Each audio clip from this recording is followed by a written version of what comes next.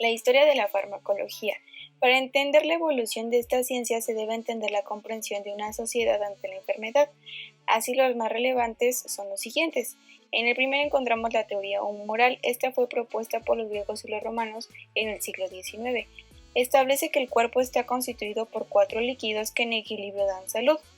Esta teoría relaciona el humor con los elementos, la personalidad y las estaciones. En los humores encontramos la sangre, la flema, la bilis amarilla y la bilis negra. En los elementos encontramos el fuego, tierra, agua y aire. En la personalidad encontramos a los sociables, los melancólicos, calmados y coléricos. Y en las estaciones del año, primavera, otoño, invierno y verano. Después, en el 2800 a.C. en Mesopotamia, creen que la enfermedad está asociada al castigo de los dioses. Se rigen mediante el código de Hammurabi, el cual contenía reglas y remedios para las enfermedades. La regla de oro de los médicos era que si el paciente moría, al médico se le amputaba una mano. La enfermedad, al ser considerada como un castigo, la cura era considerada como una penitencia, una expiación de culpa. También existe el concepto de posesión de los espíritus. Después nos vamos con la medicina helénica del 400 al 370 a.C. En este periodo, Hipócrates es considerado el padre de la medicina, rechaza las supersticiones y las leyendas y afirma que la enfermedad tiene su propia naturaleza. El primer principio es no lastimar. Deja en manos de la naturaleza la respuesta curativa. Aquí empezaron a usar las plantas como una medicina ante las enfermedades. Un ejemplo es el aloe vera. Aquí también se menciona al dios Apolo, que es el fundador de la medicina y médico de los dioses, y a la diosa Artemis, que es la médico de las mujeres. El centauro Quirón, de este se origina la palabra cirugía, cirujano, que significa quien trabaja con las manos, el que es hábil. Este semidios tiene el conocimiento curativo de las plantas y este lo transmite a Esculapio, el cual usaba la sangre de las medusas para resucitar a los muertos.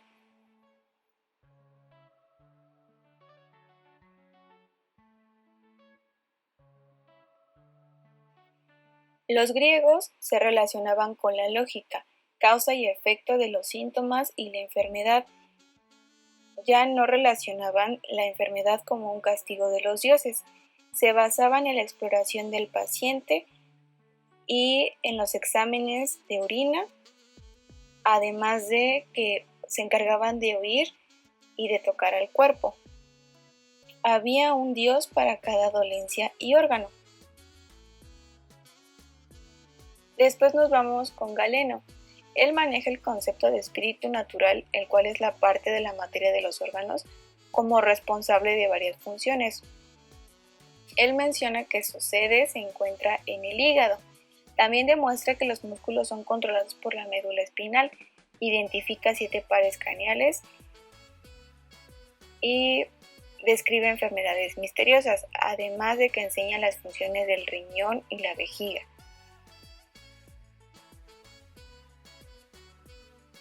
Esculapio, este se mencionó en la medicina helénica.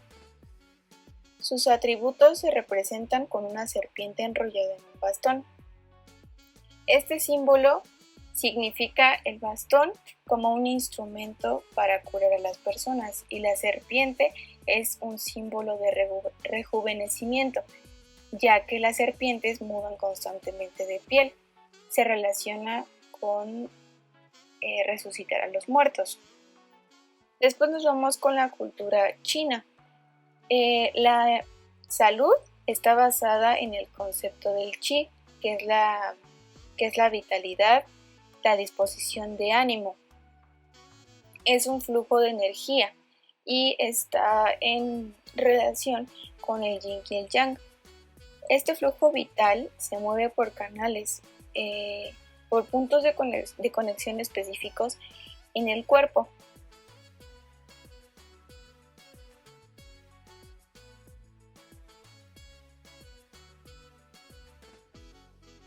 Después nos vamos con Egipto. Aquí la medicina era gratuita. El dios principal era Tot y sus conocimientos se basaban en los papiros de Edwin Smith, que es el documento quirúrgico más antiguo. Los traumatismos y enfermedades desconocidas eran atribuidas a los dioses como posesiones. El dios de la medicina egipcia es Imhotep, que es un personaje divinizado en el 3000 a.C. Aquí en Egipto, en esa época ya se realizaban operaciones de cataratas y se extirpaban tumores. Aquí la higiene era muy estricta.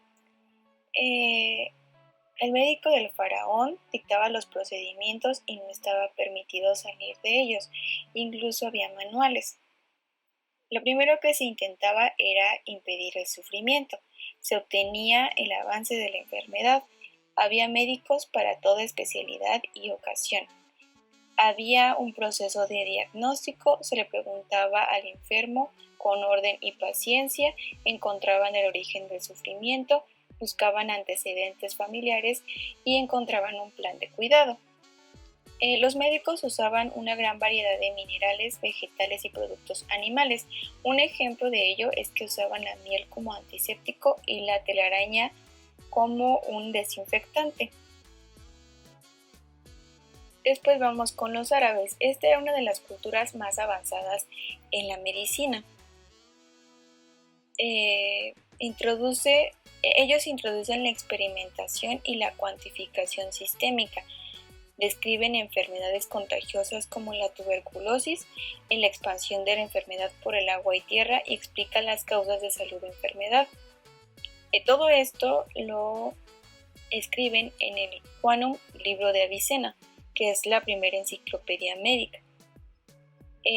Está escrita por el científico médico musulmán persa Ibn Sina, el cual era el maestro de todos los médicos y era considerado una persona de gran importancia. Nos vamos a 1900 con Paul Ehrlich, el cual mediante su teoría de la bala mágica nos muestra la cura para la sífilis con el salvarzón. Ese es un compuesto derivado del arsénico y fue el primer compuesto real contra la sífilis. Así se crea la quimioterapia y se conoce como el arsénico que salva. Fue utilizado hasta el descubrimiento de la penicilina. Él experimentó con un conejo infectado de sífilis. Le inyectó el salvarzón y notó que en cierto tiempo él ya presentaba mejorías. La teoría de la bala mágica se refiere a un compuesto que no daña al huésped, se encarga de dañar al agente que está causando algún tipo de enfermedad.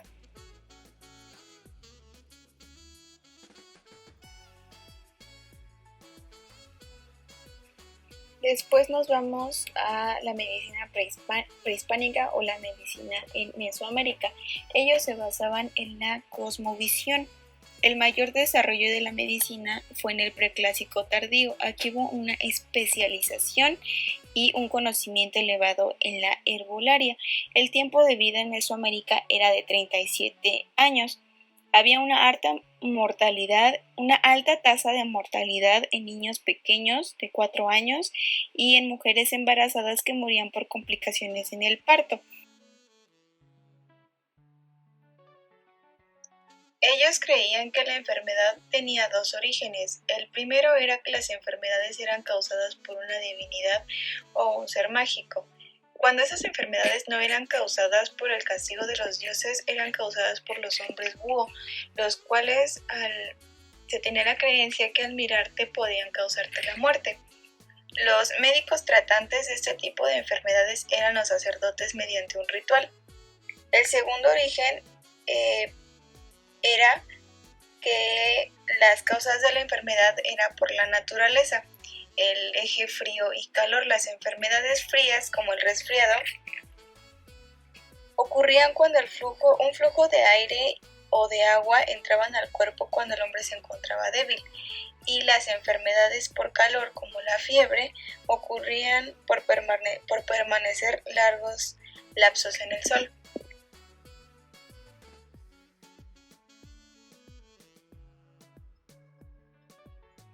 Ahora vamos a estudiar algunos términos sobre la farmacología. Farmacología viene del griego pharmaton, que significa fármaco, y logos, que significa ciencia.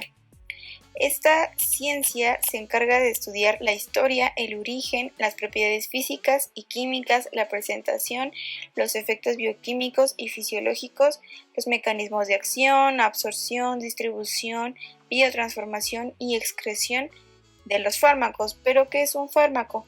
Un fármaco es una sustancia química capaz de interactuar con organismos vivos. Es toda sustancia que se utiliza en el tratamiento, curación, prevención y diagnóstico de un proceso fisiológico, es decir, de una enfermedad. La afinidad, que es el grado de unión de un fármaco a su receptor, se da por uniones iónicas de Van der Waals, puentes de hidrógeno, interacciones hidrofóbicas y enlaces covalentes. También tenemos la anafilaxia, que es una reacción alérgica rápida y puede ser grave. La potencia, que es la capacidad de un fármaco de hacer un efecto y se relaciona con la magnitud de la dosis y la respuesta del fármaco. La eficacia, que es la capacidad de un fármaco para obtener un efecto en condiciones controladas. La efectividad, que es la capacidad de un fármaco para obtener un efecto en condiciones habituales. La eficiencia, que es la efectividad conseguida al menor costo. La toxicidad, que como ya lo habíamos dicho con la toxicología, es el efecto indeseable por dosis altas o acumulativas del fármaco. Una reacción adversa es cualquier efecto perjudicial o no deseado con dosis normales. Como ya habíamos comentado anteriormente, el objetivo principal del fármaco es ayudar a curar una enfermedad. Entonces, una reacción adversa sería un efecto perjudicial. La intensidad es el nivel de efecto del fármaco con relación a la concentración plasmática, y la biodisponibilidad es la velocidad y cantidad del fármaco que llega a la circulación sistémica. Se da en relación a la absorción y eliminación.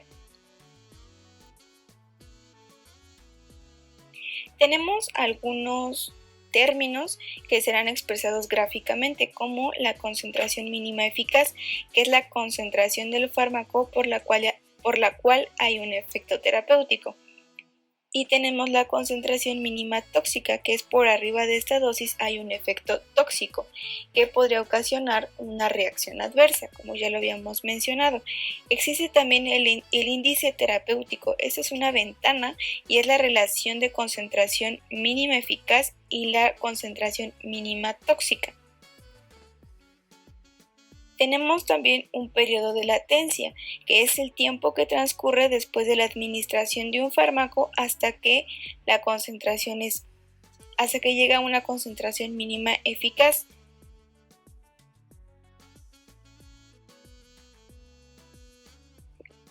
La farmacología se basa en el principio activo tiene un receptor específico, y hay dos moléculas de gran importancia en este principio. Tenemos la molécula agonista, que se encarga de activar el receptor, y la antagonista, que es la molécula que ocupa el sitio activo pero no activa el receptor. La unión entre receptor y fármaco se da por diferentes enlaces químicos que definen su fuerza. Así hay enlaces iónicos, enlaces de Van der Waals, puentes de hidrógeno y enlaces hidrofóbicos covalentes. Si hay uniones covalentes fuertes, la unión entre el ligando a fármaco y el sitio activo es muy estable. El ligando no saldrá del sitio activo, con lo que desactiva a la enzima permanente. Este es un receptor y este es el sustrato. Cuando el sustrato llega al receptor y se une, obtenemos un producto. En cambio, cuando el inhibidor entra al receptor, aparte de que no hay una salida de producto, evita que el sustrato entre al receptor. A estos empiezan a competir. También, esto es inhibición competitiva. También hay una inhibición no competitiva.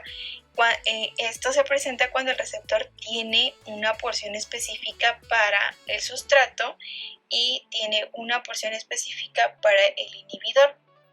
Obviamente con el sustrato la velocidad máxima es una y con el inhibidor es otra muy diferente. Aquí lo vemos graficado y aquí también. Con el principio de que todo activo tiene un receptor específico, vienen algunos términos, como por ejemplo la afinidad elevada, que es cuando el inhibidor o fármaco se une mucho a su sitio de unión, aunque la concentración sea baja. Esto lo vamos a ver en otro video explicado. La baja afinidad es cuando el inhibidor al fármaco se une poco a su sitio de unión, aunque la concentración sea alta. También existe un efecto del todo o nada, que es cuando se necesita cierta cantidad de receptores ocupados para dar una respuesta biológica. Si no está esa cantidad de receptores, no va a provocar una respuesta. El efecto máximo, que se puede dar sin necesidad de ocupar todos los receptores. Todo receptor tiene un ciclo biológico, una síntesis, movimiento y desintegración. También hay variables como la densidad, el incremento, disminución, modificaciones de la afinidad, una desestabilización de receptores. Tenemos al agonista puro y al agonista parcial. El agonista puro provoca un efecto máximo sin la necesidad de ocupar todos los receptores. Tiene una alta eficacia. Estos casi no se encuentran, pero los que se llegan a encontrar tienen una potencia del 100%. La mayoría son agonistas parciales que requieren ocupar una alta proporción de receptores para provocar efectos y tienen una baja eficacia. Y también tenemos los antagonistas, los negativos y los irreversibles. Recordemos que los agonistas son las moléculas que provocan una acción y los antagonistas son los que inhiben esa acción. El antagonista negativo es el opuesto a los agonistas puros. Y los antagonistas irreversibles es cuando la unión es muy fuerte y depende del tiempo.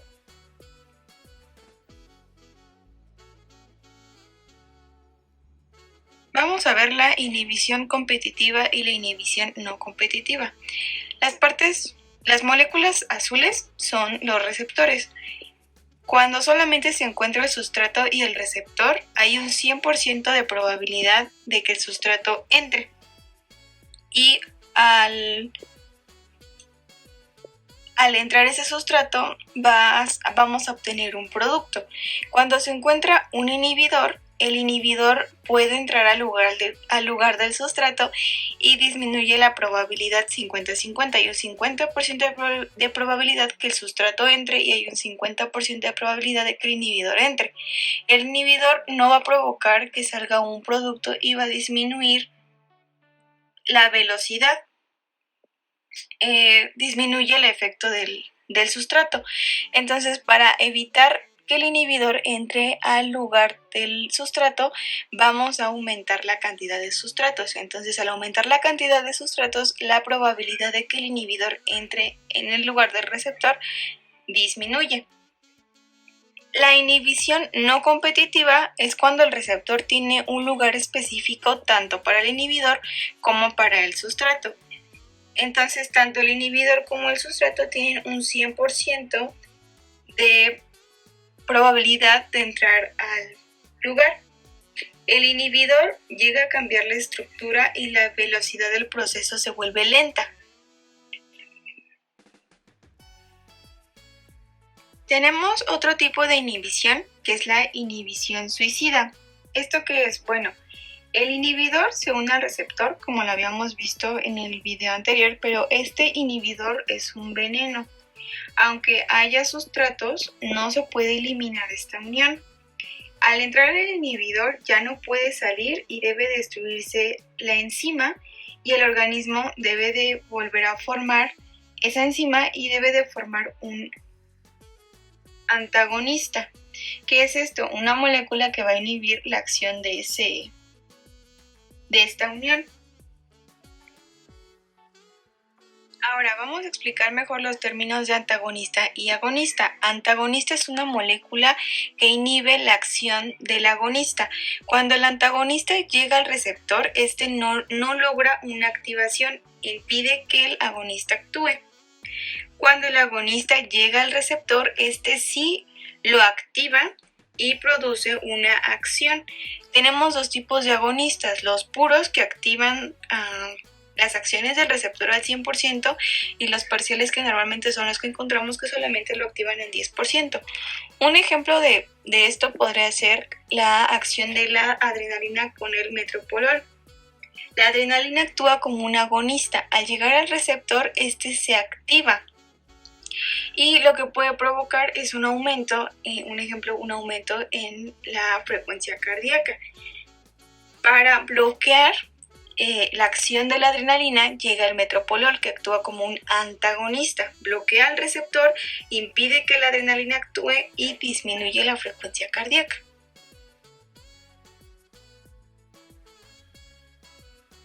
Ya vimos que la farmacología estudia la historia, origen, mecanismos fisiológicos del fármaco, pero tenemos que conocer la diferencia entre un fármaco, un medicamento y una droga.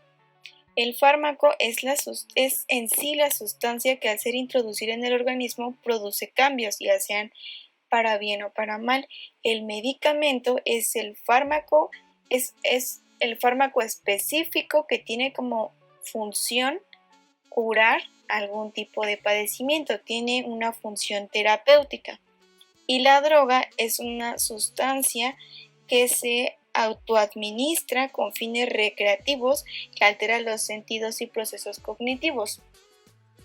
Como dato general o cultural, nuestros antepasados usaban drogas, en específico hongos alucinógenos, para tener contacto con los dioses. Ellos se drogaban con esos hongos, se cortaban los genitales y se bebían esa sangre. Eran como tipo rituales. Lo usaban como con fines recreativos.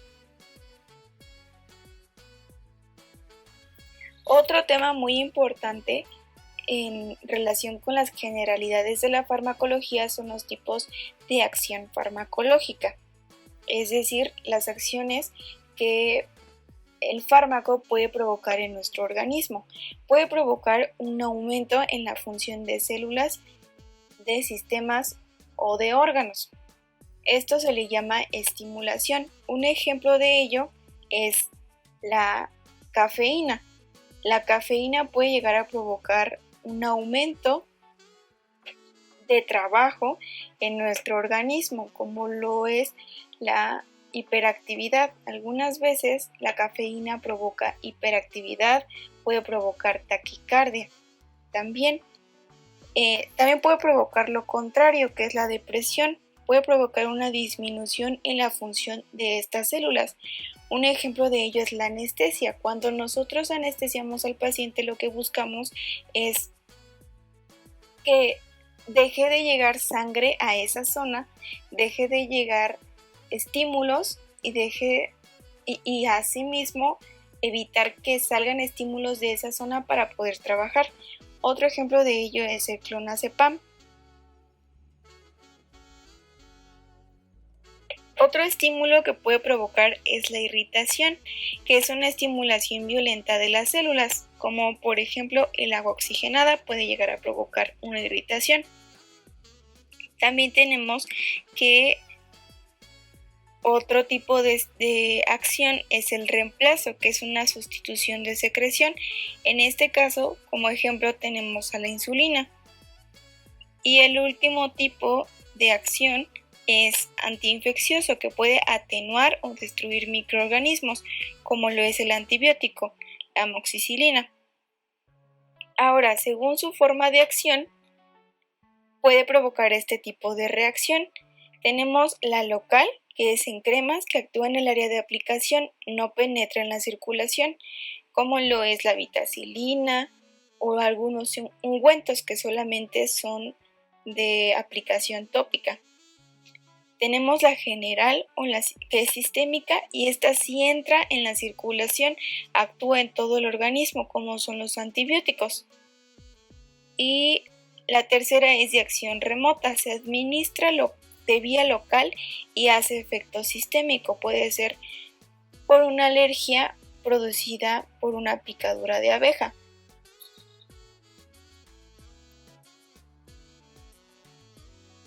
Una vez que el fármaco llega a nuestro organismo, va a haber distintas interacciones. Esto lo va a estudiar la farmacocinética y la farmacodinamia. La farmacodinamia se va a encargar de estudiar las acciones del fármaco sobre el organismo. Y la farmacocinética se va a encargar de estudiar las acciones del organismo sobre el fármaco. Más adelante lo vamos a ver expresado gráficamente.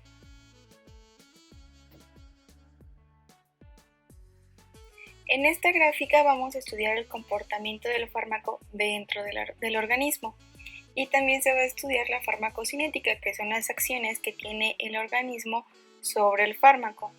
La farmacocinética se va a dividir en 4 pasos: el de absorción, distribución, metabolismo y excreción. El primer paso, que es el de la absorción, que está al inicio de la curva de la gráfica, es el paso del fármaco desde el lugar donde se administra hasta la circulación sanguínea. En la distribución, es el proceso por el cual el fármaco abandona el torrente sanguíneo y se reparte por los órganos y tejidos del cuerpo. El metabolismo es el proceso de conversión de ese fármaco en uno o varios metabolitos para que la concentración de un fármaco disminuya con el tiempo. Y el paso de la excreción es la expulsión del fármaco o de sus metabolitos de los líquidos corporales. También en esta gráfica podemos explicar mejor los términos que ya habíamos mencionado anteriormente, como la dosis tóxica, la dosis máxima efectiva, la dosis mínima y el índice terapéutico.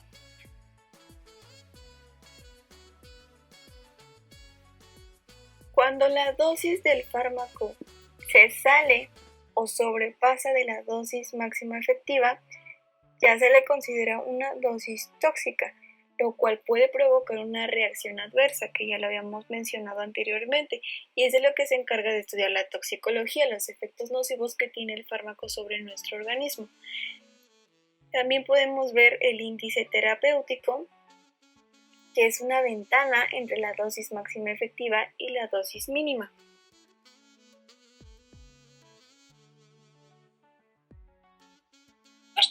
Y os enseñaré un truco para diferenciarlas. Por una parte tenemos la farmacocinética. La farmacocinética es lo que el cuerpo le hace al fármaco. Farmacocinética, con C, lo que el cuerpo con C le hace al fármaco. ¿Qué le hace el cuerpo al fármaco? Pues nosotros administramos un fármaco y el cuerpo lo que hace es absorberlo o no, lo distribuye mejor o peor, le hace el metabolismo una vez o no haya acabado con su función y luego es excretado. Por lo tanto, la clave está en la C de cinética y cuerpo.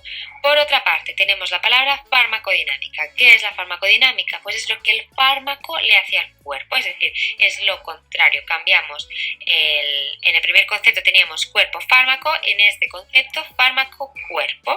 Como la dinámica va con D y no con C, pues es fármaco. ¿Qué es la farmacodinámica? La farmacodinámica es el efecto terapéutico que nosotros obtendremos después de administrar un fármaco que se unirá a su receptor, a su diana farmacológica y efectuará el efecto terapéutico deseado.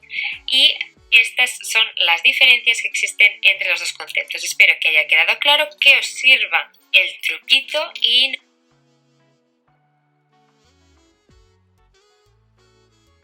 Caducidad de los medicamentos. Los medicamentos pueden tener diversas alteraciones durante la fabricación, almacenamiento, transporte y distribución.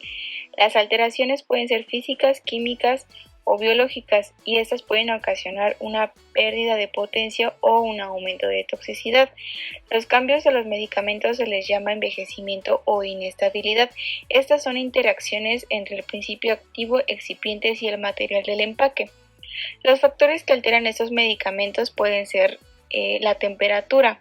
Esta acelera la degradación físico-química, la fusión de supositorios y la evaporación de algunas sustancias, así como la sedimentación. La humedad puede provocar hidrolización u oxidación y puede favorecer el crecimiento de las bacterias. La atmósfera, en este caso sería el oxígeno, provoca oxigenación, es decir, la formación de radicales libres. La luz puede provocar una reacción de fotólisis y catalizar las reacciones de oxidación. La fecha de caducidad solo se puede garantizar si las condiciones de almacenaje se cumplen. Una vez abierto se puede alterar más fácilmente. Ahora, ¿cómo podemos manejar los medicamentos cuando ya están caducados? Se deben desechar siguiendo las normas ecológicas. Se contempla el confinamiento, la incineración, disposición en rellenos sanitarios. En México se destruyen por la SSA de antibióticos, psicotrópicos, oncológicos y hormonales. Otro distinto es la venta ilícita o la autoprescripción. Desechar los medicamentos caducos en la basura municipal es ilegal, ya que puede provocar alteraciones en la fauna y en los mantos acuíferos.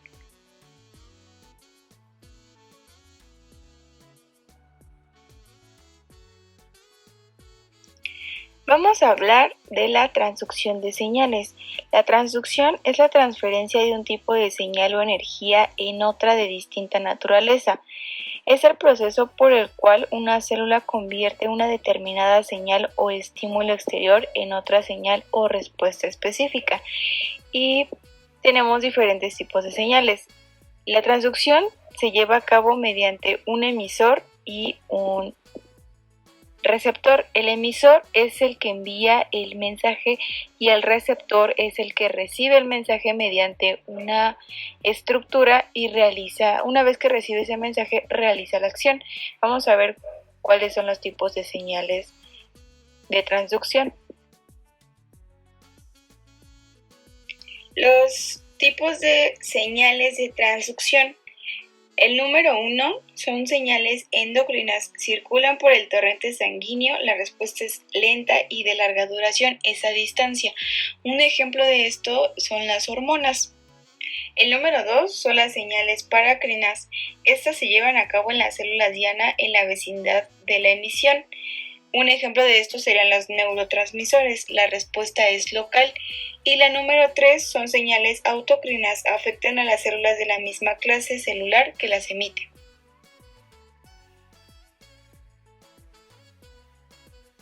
Ahora vamos a hablar acerca de las características de la acción humoral. La primera es la de redundancia, varias moléculas tienen la misma función. La segunda es de amplificación, que sería esta de aquí. Quiere decir que la célula recibe un mensaje y esta se encarga de amplificar ese mensaje para que llegue a los sitios donde se tiene que llevar a cabo la acción. La otra característica es la de integración. Cuando muchas señales llegan al mismo tiempo a la célula, ella tiene que ordenarlas por importancia, integra esos mensajes y hace la acción, realiza la acción, una respuesta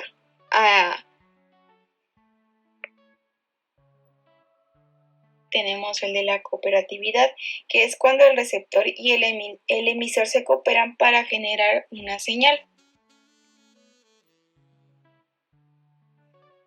También tenemos el de reacción negativa. Casi todos los procesos y las rutas metabólicas son una secuencia de reacción, donde el reactivo coenzima A se encarga de activar al B, el B al C, el C al D y el D se encarga de inactivar al A.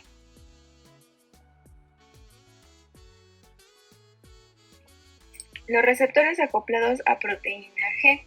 el receptor va a tener 3 dominios. Este es nuestro receptor, va a tener 3 dominios. El dominio extracelular, el dominio transmembranal y el dominio intracelular. El dominio extracelular nos va a servir como receptor de nuestro primer mensajero. En este caso, en el video vamos a ver que es una hormona.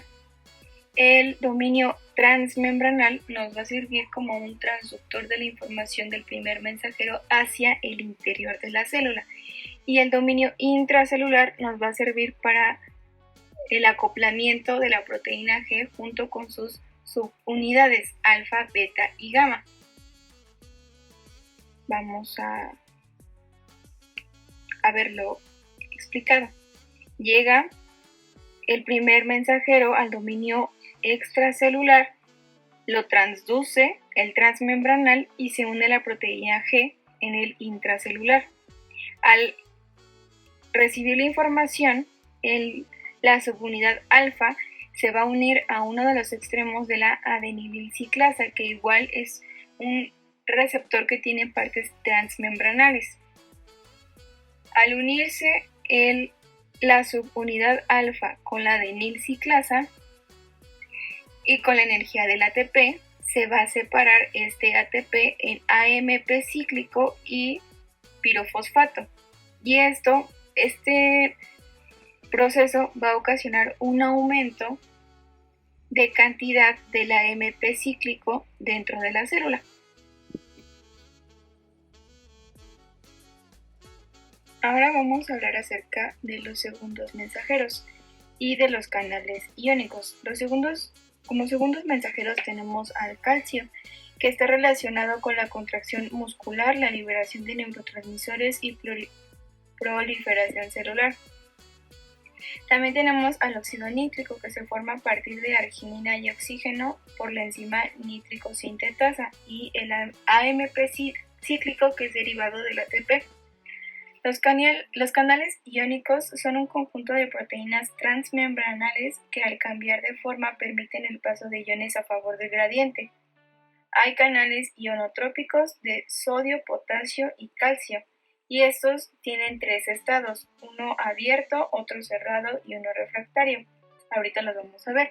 Para explicar los canales iónicos tenemos que situarnos en la membrana celular, que nos va a dividir entre el espacio extracelular y el espacio intracelular.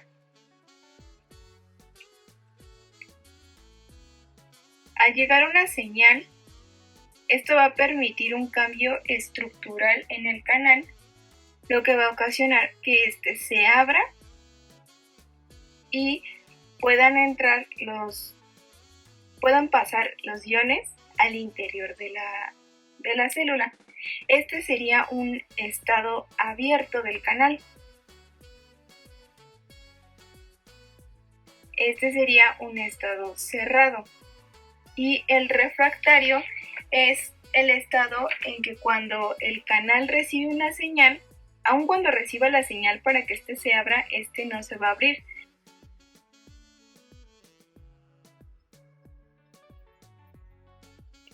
Vamos a hablar del efecto placebo. Placebo viene del latín yo complaceré y significa describir tratamientos inocuos.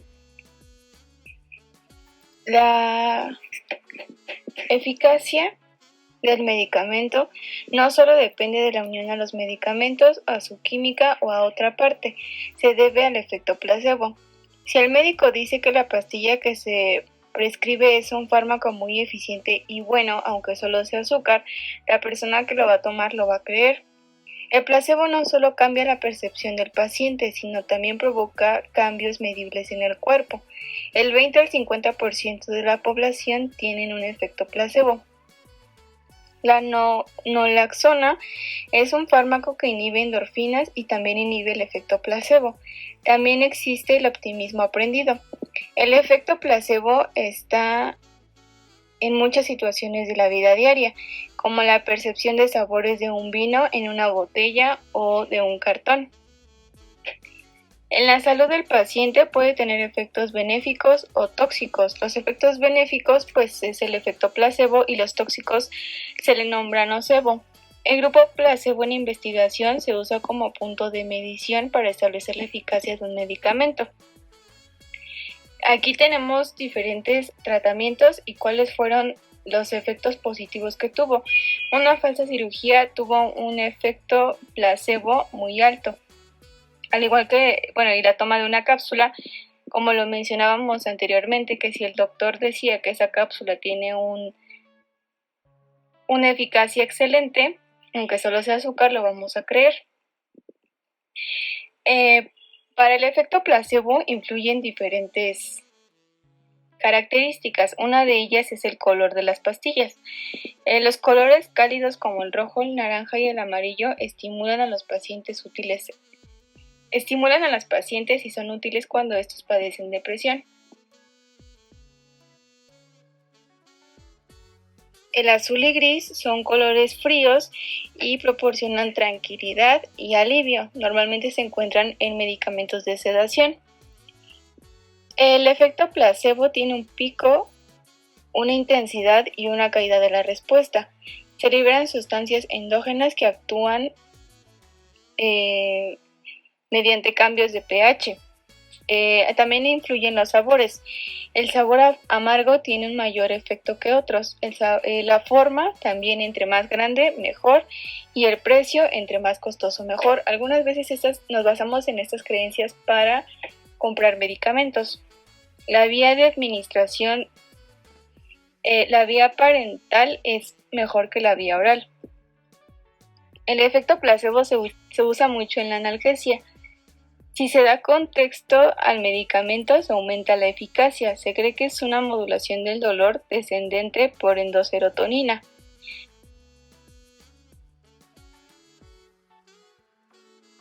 Pasa algo parecido con pacientes con alergias a las flores. Tienen un efecto nocebo. El mecanismo por el cual una sustancia inerte produce un efecto beneficioso o indeseable es aún una incógnita por resolver. El nocebo viene del latín y significa daño o perjudicial. Son mecanismos asociados a una respuesta placebo expectativa en relación terapéutica y de fortalecimiento.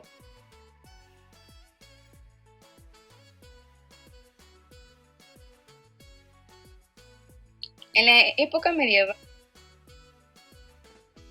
la receta es un documento legal para prescribir la medicación al paciente para su dispensación por parte del farmacéutico.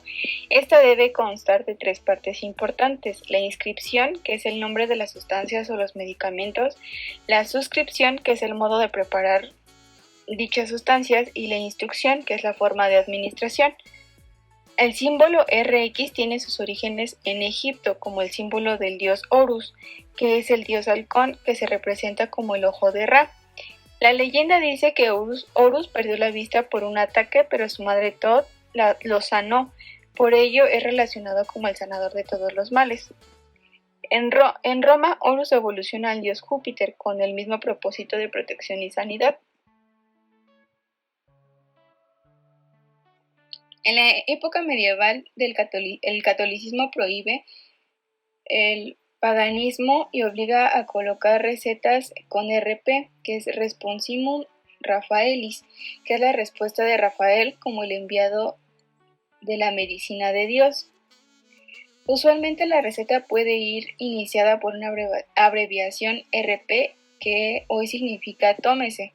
Ciertos grupos de fármacos requieren requisitos adicionales para algunos medicamentos, como son los antibióticos. ¿Cuáles son los datos que debe de llevar la receta? Número 1, debe llevar una identificación correcta y completa del paciente y del médico tratante, la firma del médico y su permiso de ejercicio de medicina, es decir, su número de cédula profesional. El segundo dato que debe de llevar es la fecha y el lugar. El tercer dato es la identidad del fármaco, si es genérico y patente. Y el cuarto es la cantidad y forma de administración, es decir, la dosis y si es vía oral o vía intravenosa u otro tipo de vía.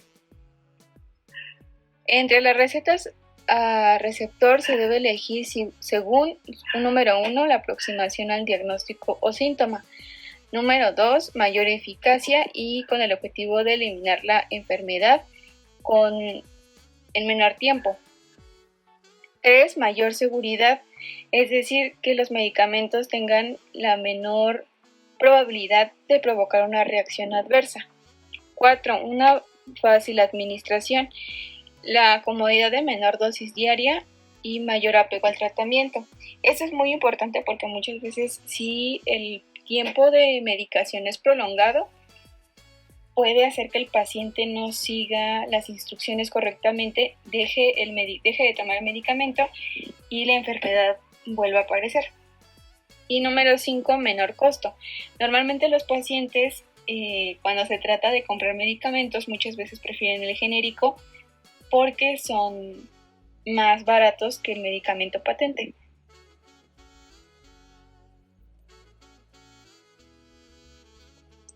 Clasificación de fármacos por grupo y receta. El grupo 1. Solo con receta, estupefacientes, registro SSA, metadona, morfina, fentanilo, oxicodona y cadeína. Grupo 2. Solo con receta que se retienen fármacos, se registra en libros de farmacia. 2 cajas como máximo.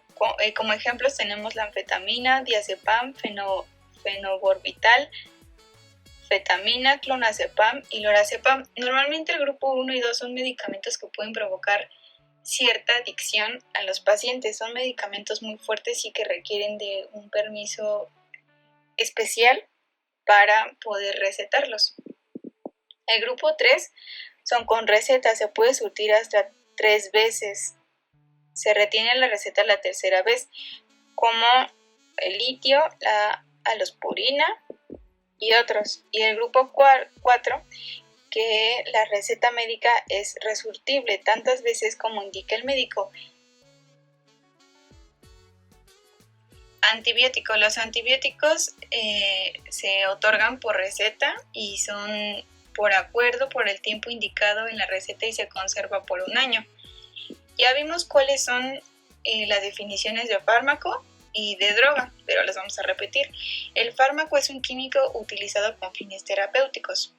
La droga es un químico utilizado sin fines terapéuticos. Ya habíamos dicho que normalmente este tipo de fármaco, que es una droga, tiene efectos negativos la mayoría de las veces en las personas que lo consumen. La infusión es una planta más agua caliente sin que hierva. Es un té. Algunas veces las infusiones funcionan bien para algunos malestares. Por ejemplo, en mi caso, el té de manzanilla se utiliza mucho cuando tienes dolor de estómago. Lo primero que me mandan a tomar es té de manzanilla. Decocción, planta más agua en ebullición, café. Vamos con el té, que es una infusión de la planta. Y hay diferentes tipos de tés, el té blanco, el té verde y el té negro. También están los aceites, el de macerado, que es la planta más aceite de almendras, y el alcohol de hierbas, que es la hierba más alcohol o licor.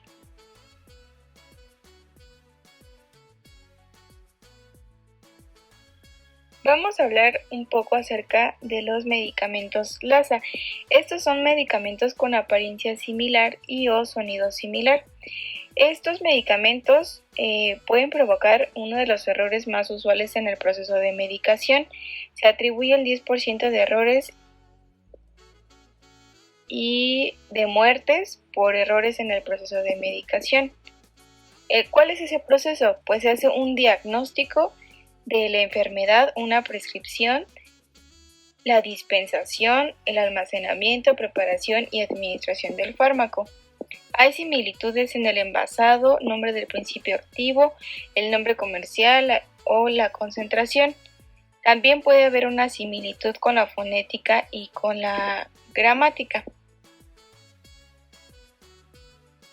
Vamos a mencionar algunos ejemplos por el nombre comercial idéntico. Bioxilina con amoxicilina, bioxilina con amoxicilina más clavulónico. Por ello, se recomienda almacenar los medicamentos en LASA en diferente lugar. Se deben describir claro las recetas con concentraciones y vías de administración.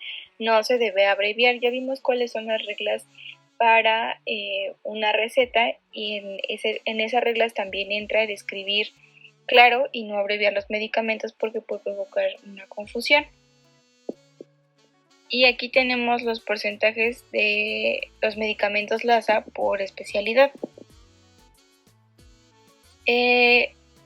Algo que nos podría ayudar a nosotros como médicos para evitar caer en estos errores es el PLM, que significa para los médicos. Es una editorial mexicana desde 1940. Es un diccionario de especialidades farmacéuticas que se encarga de distribuir la información obtenida de los farmacéuticos. No hace investigación y no hay ninguna revisión por científicos, simplemente es un diccionario donde se encuentran los medicamentos al que nosotros podemos tener acceso para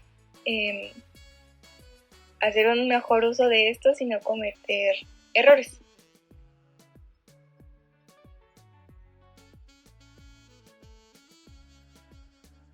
Ahora vamos a hablar acerca de las fuentes de información. El proceso de prescripción debe ser un proceso lógico y deductivo basado en información global y objetiva. Este proceso es el proceso para la receta o la prescripción. Debe estar basado en fuentes de información que tienen diferente grado de evidencia. Entre mayor evidencia se acercan a la verdad, aunque esto es relativo. Las fuentes se clasifican en 3 tipos. Las primarias contienen datos originales en reportes, artículos, revistas y libros. Las secundarias son fuentes que organizan e interpretan las fuentes primarias, índices y base de datos. Y las terciarias contienen información sobre las secundarias. Una revista de buena calidad debe tener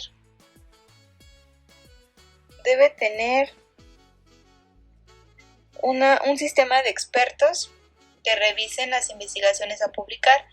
Otra forma de valorar una revista o artículo es por las veces que se ha citado un artículo.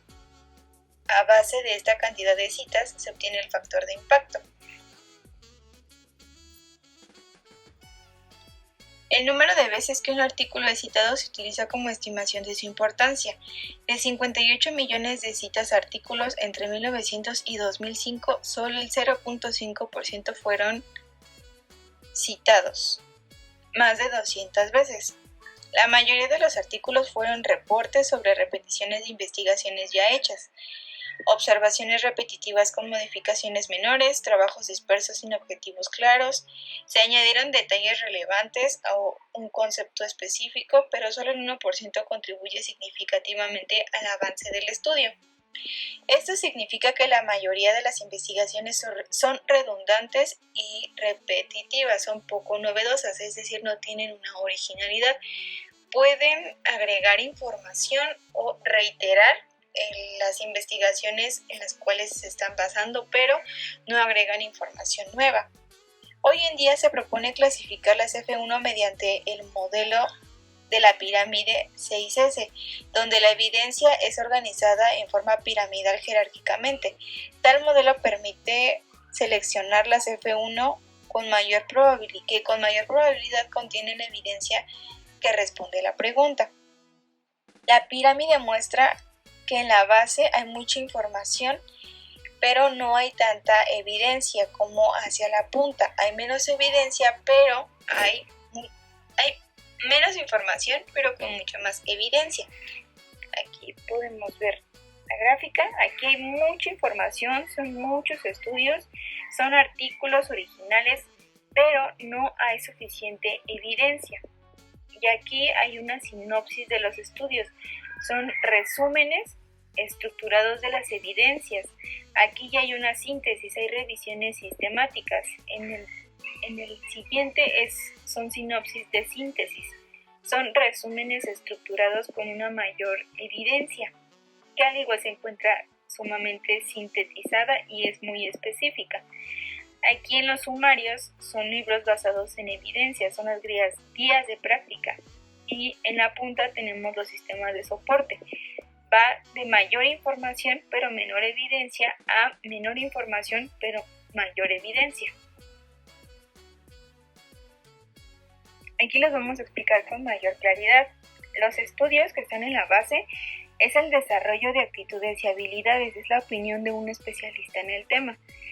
La sinopsis es el resumen general de una obra en particular. Compara declaraciones, patrones, evidencias y tienen estructuras pico y hay juicios de valor.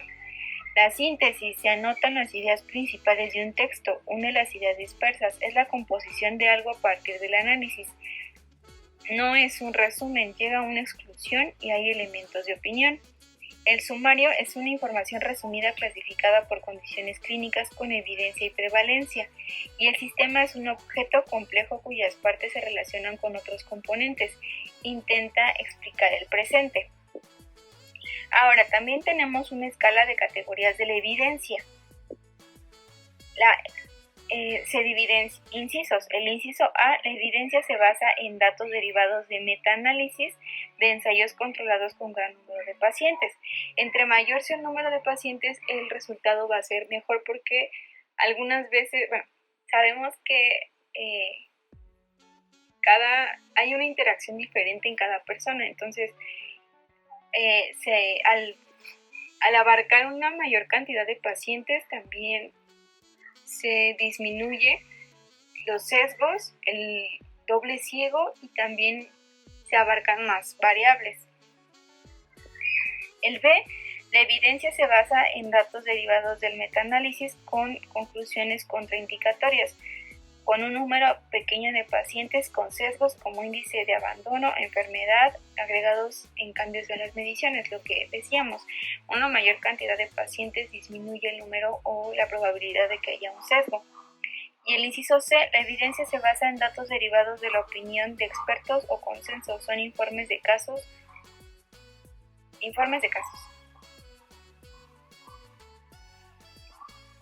Las clases de recomendación de la información. La clase 1 es recomendado. Se ha demostrado que la prueba o el tratamiento dado es útil y debe realizarse o administrarse. La prueba 2 está recomendada en la mayoría. La prueba o tratamiento dado generalmente se considera útil y está indicado.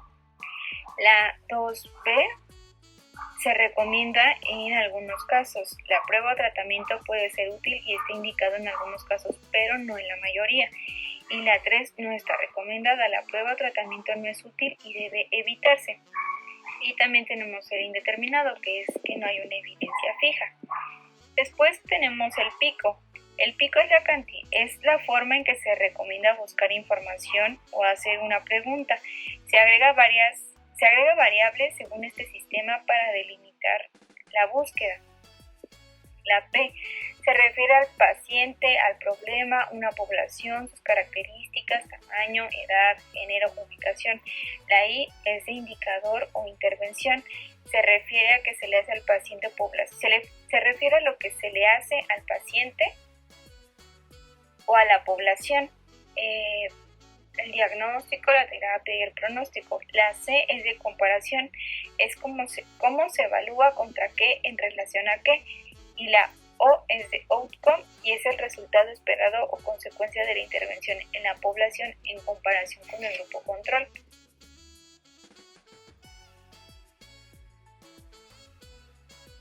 Vamos a ver el código ATC. Es un sistema de clasificación anatómica, terapéutica, química. Es un índice de sustancias farmacológicas organizadas por grupos terapéuticos creados por la OMS. Está estructurado en 5 niveles por números y letras que designan un órgano o sistema en que actúan, la acción terapéutica, los mecanismos farmacológicos o clínicos y el principio activo. Así el diazepam tiene el código NOSOAOI. Aquí lo tenemos. N, nervioso. OS, psicodélico. El B es ansiolítico. A, benzodiazepínicas. Y la OI, diazepam. Y así como tenemos una clasificación para los medicamentos, también hay una clasificación internacional de enfermedades, que es el CIE. Determina la clasificación y codificación de enfermedades y variedad de signos y síntomas, las denuncias, las circunstancias sociales, los daños y las enfermedades. Este fue creado por la OMS.